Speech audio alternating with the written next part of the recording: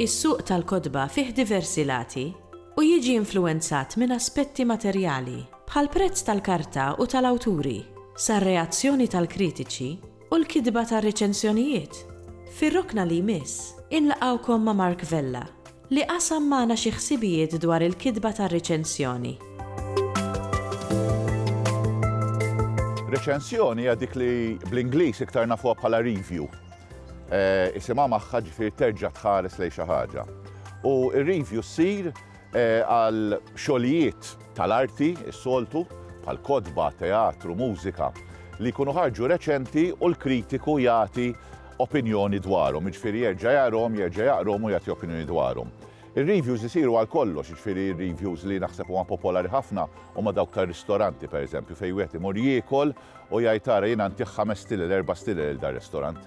Bil-Malti nsejħula reċensjoni, noħduha mit-Taljan li joħodha mill-Latin, mir-reċensjo li tfisser li teżamina. U allura ir-reċensjonijiet fil-każ tal-kotba huwa li wieħed jerġa' jaqra ktieb li jkun għadu kemm ħareġ u jagħti opinjoni dwaru, deskrizzjoni tal-ktieb u jgħid kemm il-darba għaliex huwa ktieb tajjeb jew ktieb utli jew ktieb partikolari u għaliex ta' min jaqrah. F'Malta għandna tradizzjoni ta' reċensjonijiet. Sa ftit ilu fuq il-gazzetti kien ikun hemm reċensur qisu għal kull gazzetta li kien jitkellem dwar il-kotba ġodda li kienu joħorġu, iżda anki dwar il-films u anki dwar ir-ristoranti biex insemmu l-oqsma kollha. Da żmien naqsu, però bil-mod il-mod qed jerġgħu jibdew jaqbdu b'xi mod jew ieħor. U allura wieħed ikun jista' anki jaqra dwar il-kotba fuq il-gazzetti u jara eżatt x'ikun ħareġ. Jiena bħala reċensur nikteb għall-gazzetta kull nhar ta' Ħadd u hija paġna li hija sponsorjata jew miġjuba mill-Kunsill Nazzjonali tal-Ktieb.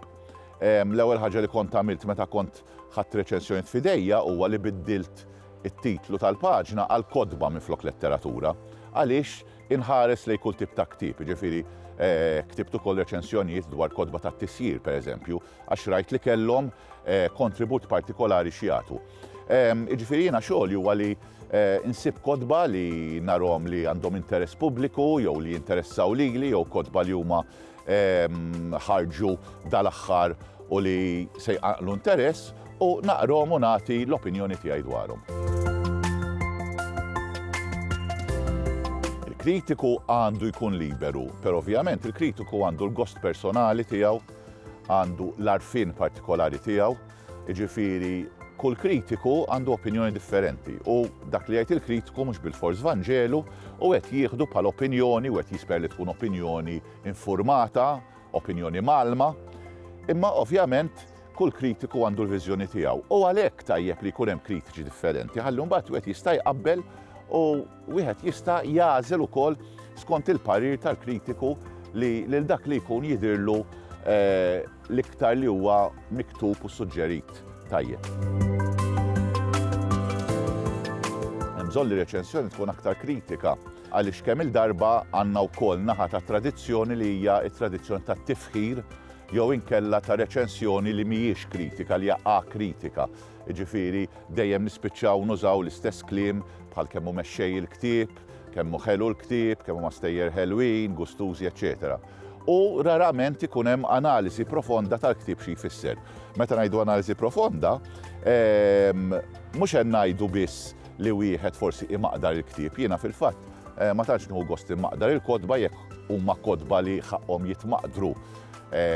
Forsi ma nagħmilx reċensjoni tagħhom, imma mbagħad x'kultant ikun hemm kotba li wieħed ikollu jgħid ara dal-ktieb seta' jkun aħjar minħabba li għandu ċertu elementi neqsin, minħabba li inkitbu b'ċertu mod, eċċetera. Jiġifieri hemm bżonn forsi li l-kritiċi tagħna jagħmlu inqas riklam u iktar kritika.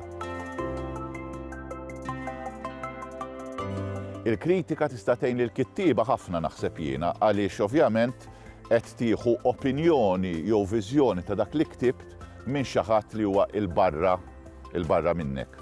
Għal darb'oħra, il-bżonn tal-espert, il-bżonn ta' kritiku espert huwa importanti għaliex inti qed tgħid da qed jikteb xi ħaġa dwari, xi ħadd li b'xi mod jifhem f'dak li qed nikteb. Issa ovvjament jista' jkun hemm opinjoni toġbok, opinjoni ma toġbokx, imma almenu taf li kitibha xatt li jifhem. Il-kritika naħseb jiena tgħin ukoll biex il-kitba ssir aħjar. Jiġifieri għandek xi ħadd minn barra li qiegħed jikkummentalek dwar xogħolok u taqbel jew ma taqbilx. Xorta waħda se jxettillek f'moħħok idea tal-kitba tiegħek kif qed tolqot lil qarrej, għaliex il-kritiku wara kollox huwa qarrej daqs l-oħrajn.